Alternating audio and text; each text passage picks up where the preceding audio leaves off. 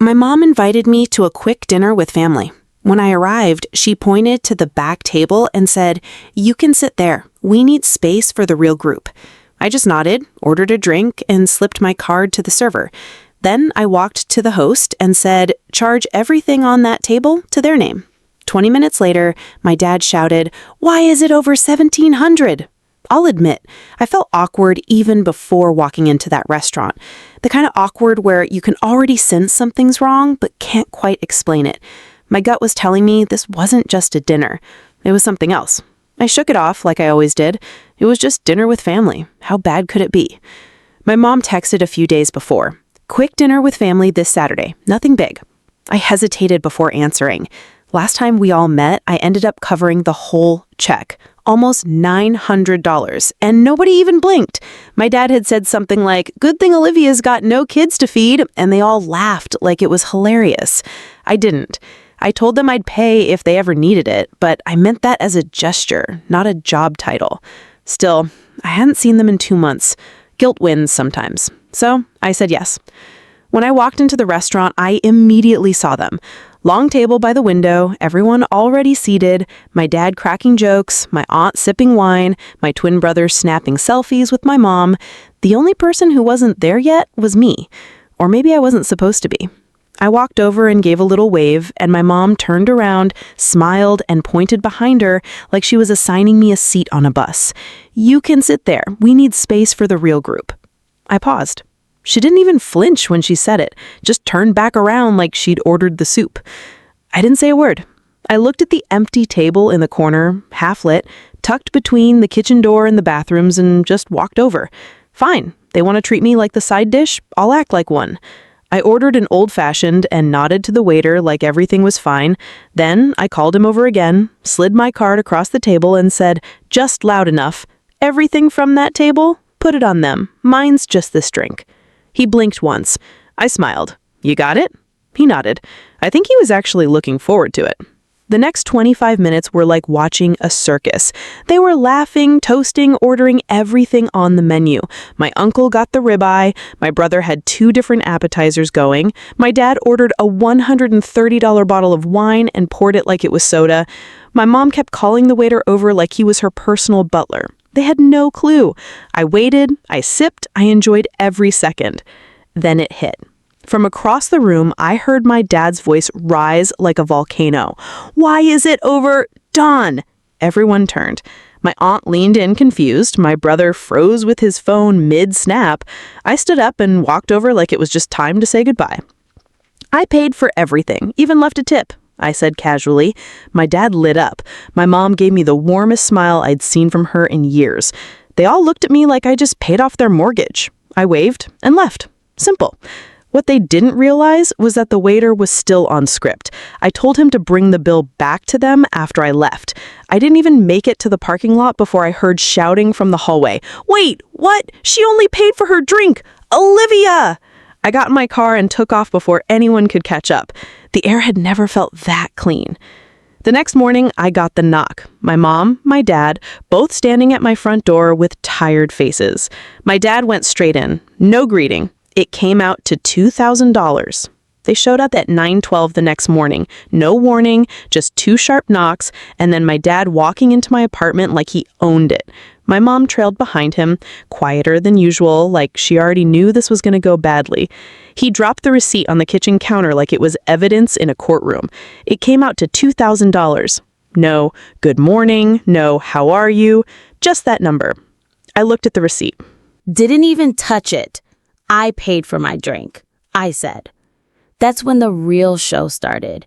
He started walking in circles like he was working himself up, throwing phrases at me. "We raised you better. This is low. You embarrassed us. Your uncle had to cover the tip."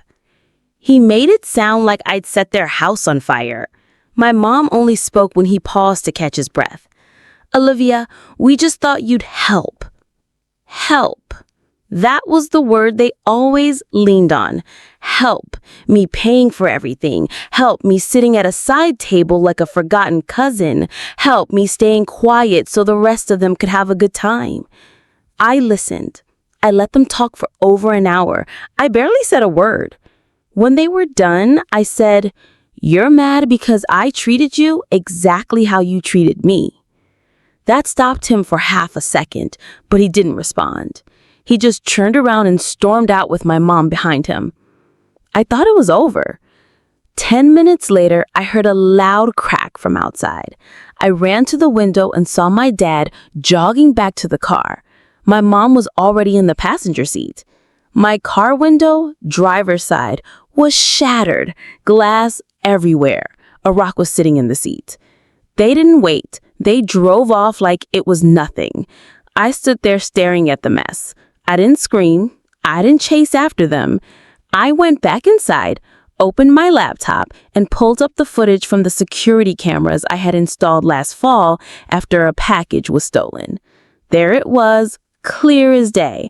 My dad walking toward the car, checking around, picking up a rock, and throwing it straight through my window.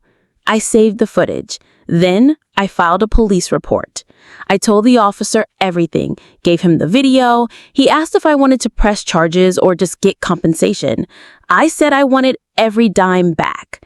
That window wasn't just broken, it was a message. And so was my response. By the end of the week, he was out $420. No insurance, no excuses. He paid. But I wasn't done. I opened my banking app and stared at the shared account labeled Family Expenses. For 9 months, I'd been depositing $2,000 into that thing monthly. It started after they claimed they were struggling. Repairs, bills, groceries. I'd agreed to help temporarily, thinking we were all working together.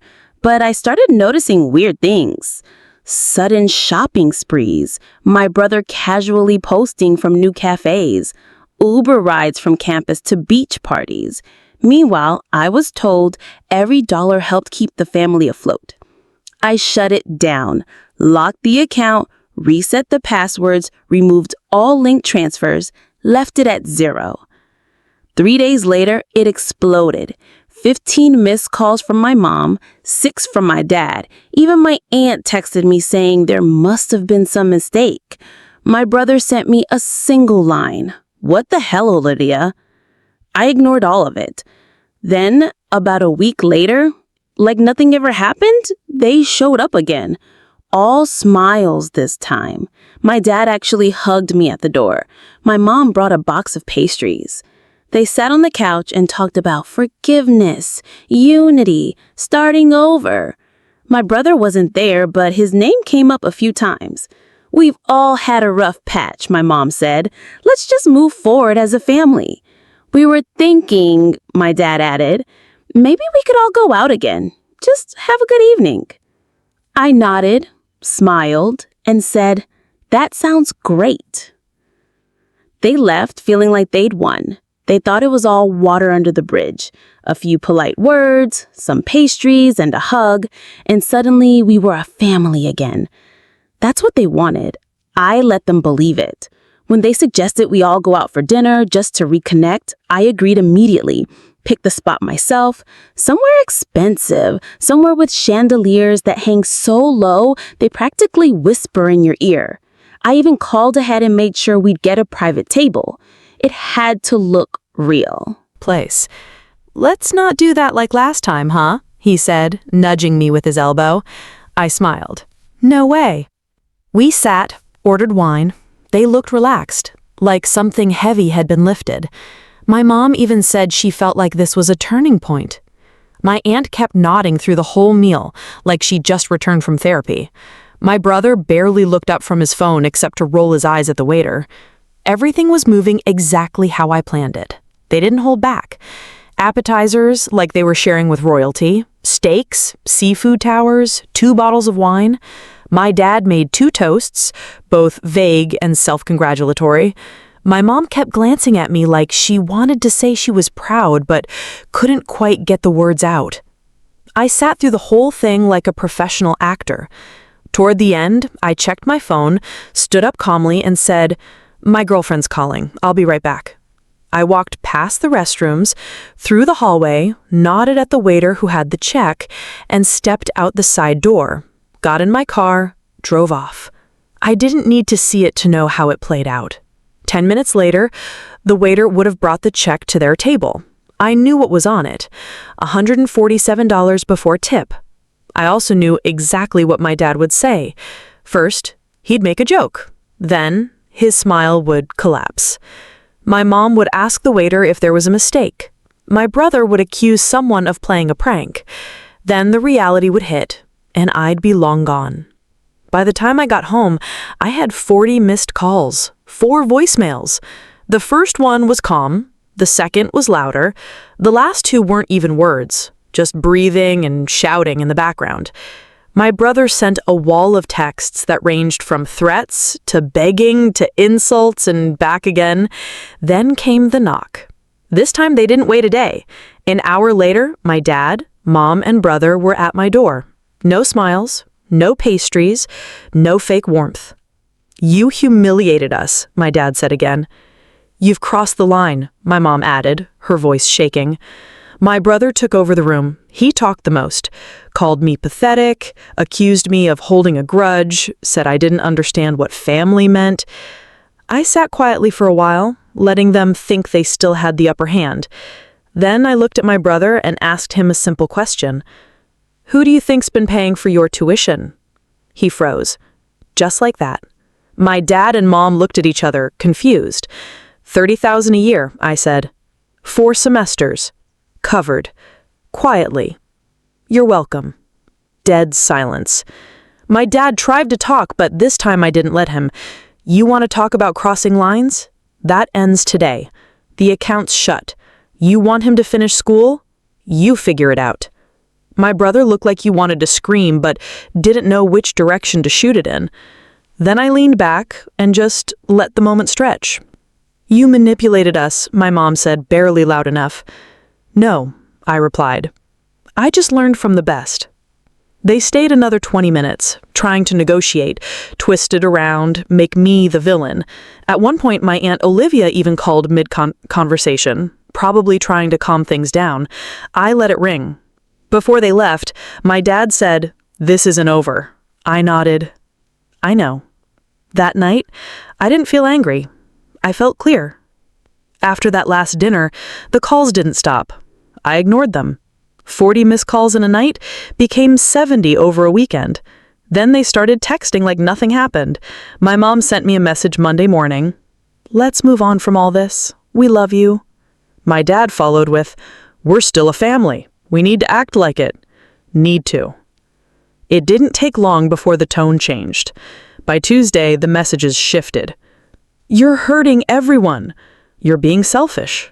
And my personal favorite from my aunt, "Olivia, don't let money define you." As if they hadn't already done that for me. Then my brother called. He didn't apologize. He didn't even ask how I was. He just asked if I'd fixed the tuition thing yet. I said no. He hung up. My jaw tightened. "We've sacrificed so much for you. You owe it to us not to walk away now." Sacrificed. That word sat in my head for days. I kept thinking back to the months I'd been paying that shared account. $2,000 a month. No questions asked. Groceries, house repairs, utility bills. That's what they claimed. But I had access to the records. Quietly, I'd kept screenshots of the outgoing transactions. It wasn't just groceries. It was salon visits, spa days, car detailing. My brother had taken $400 out in 1 week, labeled campus emergency. Turned out it was for a concert. So I waited. Then on Friday night, I sent a group message to all of them: mom, dad, aunt, uncle, and my brother. It had 3 photos. A screenshot of the shared account history, a screenshot of my bank's total contributions, and a picture of a handwritten note my dad left me last year. "We're proud of you. You take care of us better than we deserve." No message, just those 3 images. They didn't respond right away, but I know they saw it. Saturday morning, I finally got a visit, but not from my parents. It was my cousin Ashley. She stood on my porch with 2 coffees, and it looked like she had just escaped a fire. They've been telling everyone that you're having a breakdown, she said. That you're paranoid, that you're trying to punish the family. My mom tried to convince me you were just emotionally unstable, but I've seen the account history. I know what they've been doing. I didn't say much. Ashley wasn't the type to sugarcoat. We talked for maybe an hour. Then she said something that stuck with me. They don't even see you as a person anymore, just a function. You stopped paying and now they don't know how to act.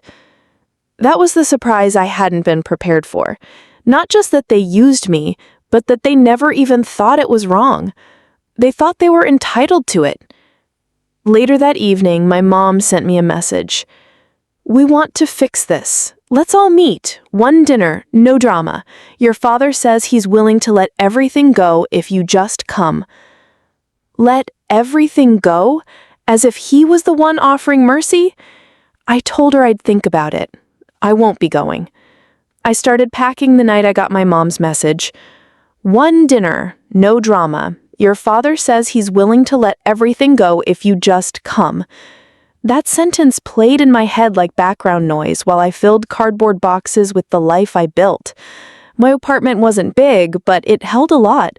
Photos I no longer looked at, clothes I no longer wore, reminders of a family that had turned my loyalty into currency. I didn't tell anyone I was leaving. I didn't owe them a goodbye. They didn't earn it.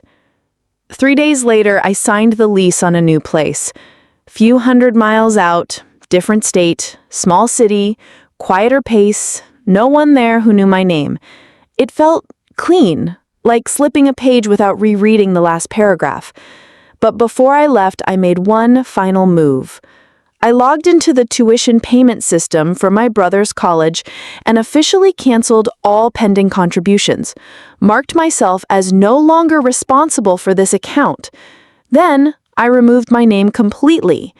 A day later, I received a screenshot from Ashley, my cousin again. It was a message from my brother in the family group chat. Why is my tuition unpaid? I just got a hold warning from admin. They're saying I'm going to be dropped from next semester if it's not fixed this week. That was followed by my mom saying, Olivia must have done something. Then my dad, she's doing this to get revenge. Let her enjoy her little win. We'll figure it out. But I knew they couldn't figure it out because I also cut off the backup source of money. The emergency fund I had secretly filled for them when my dad asked for a temporary loan last year, $12,000. Gone. Now transferred to my private account. Legally mine. And I knew something else they didn't. That new SUV they bought last spring, it was partly financed through the same account I had been pouring money into every month. Without my share, the math didn't work anymore. Didn't even touch it. I paid for my drink, I said. That's when the real show started.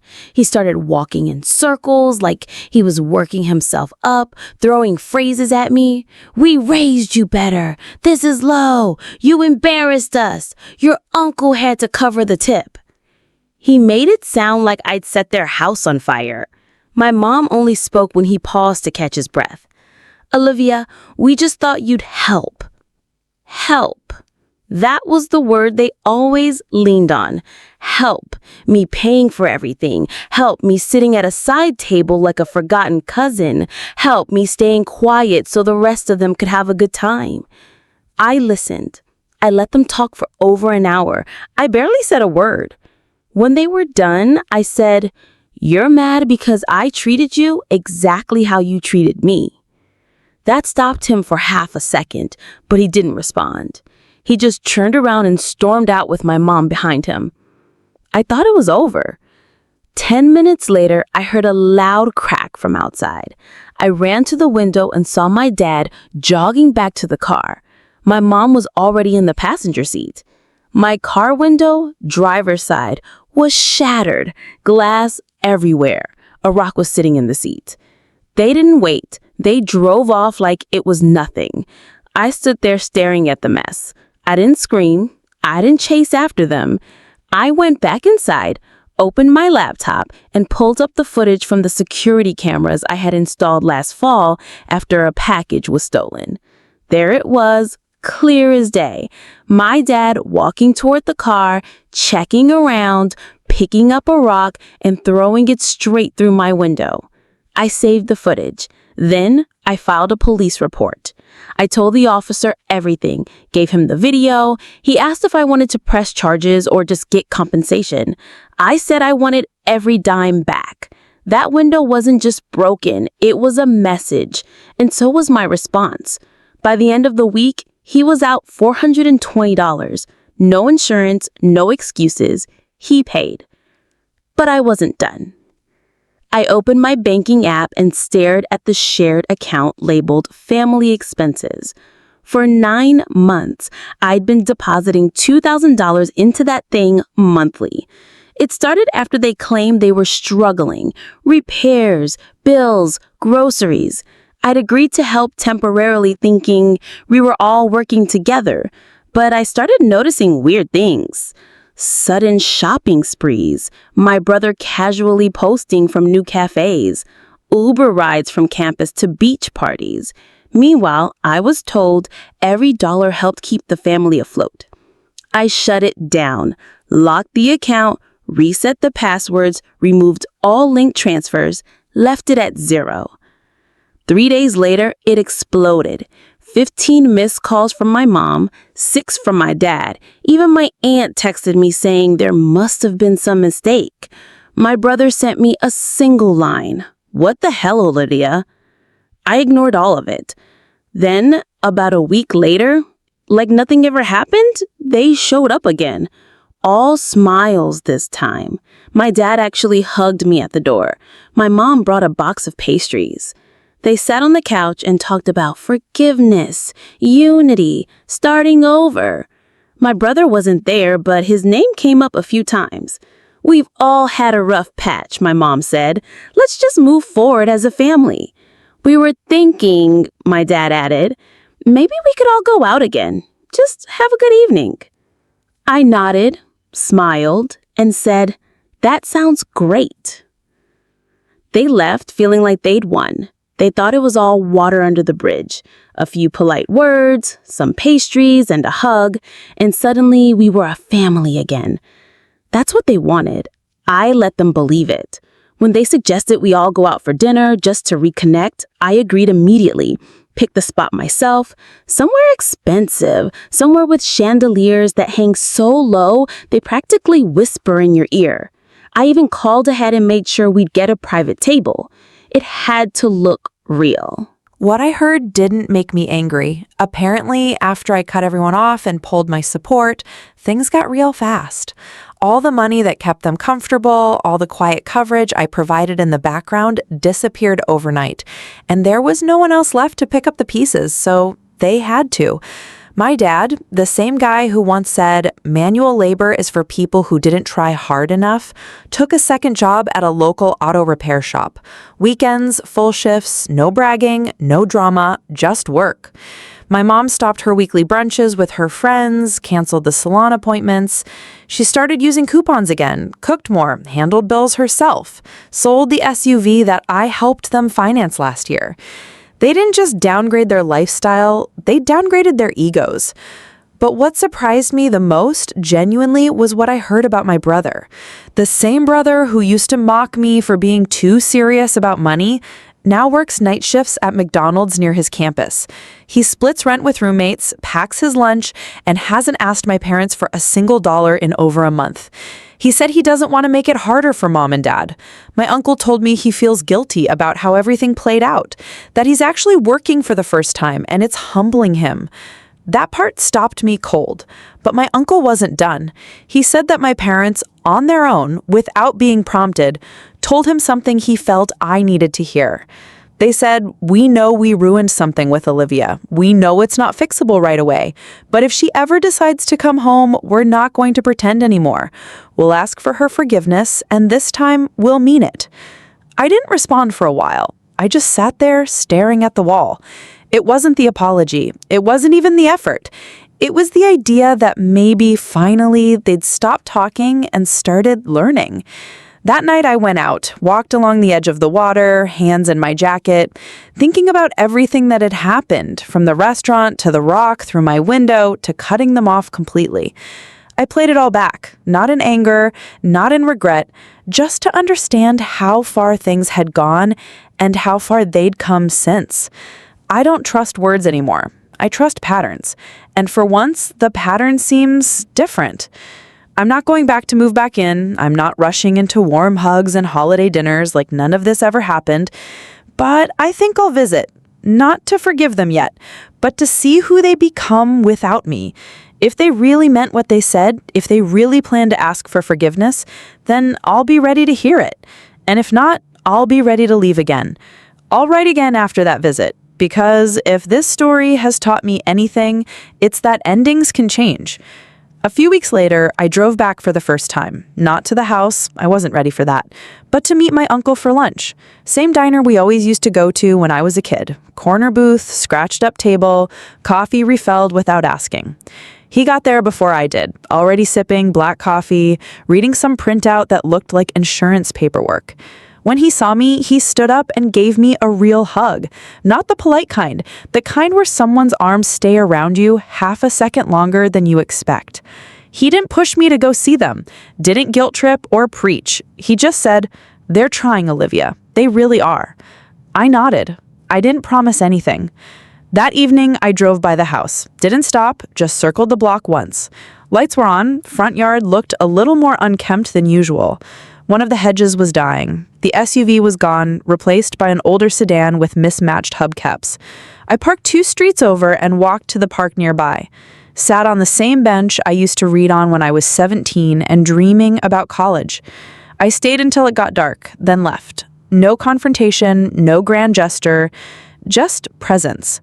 That weekend, I got a message from my mom, a photo of that same dying hedge freshly trimmed and watered. No caption. It didn't fix anything, but it wasn't manipulation either. It was new. The following week, I got a handwritten letter from my dad. Not typed, not emailed, not even a text. It was awkward, messy, with smudged ink and a few lines scratched out. But it said one thing I hadn't heard from him in years. I'm sorry. He didn't blame me, didn't ask for money, didn't even ask for a visit. Just said he was sorry. That did something to me. Not a full repair, but a crack in the wall I'd built. I haven't replied yet, not because I'm trying to punish them, but because I'm still watching the pattern. I've learned to move slowly with forgiveness. You don't hand it out like candy just because someone says the right words once. You observe, you wait, you see who they are when they think you're not coming back. It's been a few more weeks now. My phone doesn't light up like it used to. The texts have stopped. The calls too. The silence now feels different. Not like abandonment, like respect. My cousin Ashley still checks in. She came to visit me in the new city. We walked the riverside, laughed about college memories, shared dessert at a hole-in-the-wall bakery. "You seem lighter," she said. I am. I've started writing again. Not just these reflections, but actual stories, fiction, characters who take their power back. I think I needed this distance to find my voice again. My new life isn't perfect, but it's mine. Entirely mine. I decorate how I want. I buy groceries I actually enjoy. I sleep better. I don't flinch when my phone buzzes. Sometimes I still think about the old days. Family dinners before things got complicated, backyard birthdays, movie nights on Fridays. But I don't let nostalgia lie to me. It was never always good. There were cracks long before the walls fell down. And I've stopped pretending those cracks were just quirks. They were warnings. Now I live with intention. I give when I want to, not when I'm guilted to. I answer calls I choose to, not ones I feel obligated to. I spend time with people who make me feel safe, not ones who drain me and call it love. I don't know if I'll ever fully go back, but I know this. If they continue to grow, I'll meet them halfway, slowly, carefully. And if they regress, I'll walk away again, without explanation, without theatrics, because I finally understand that I don't need a family that only loves me when I'm useful.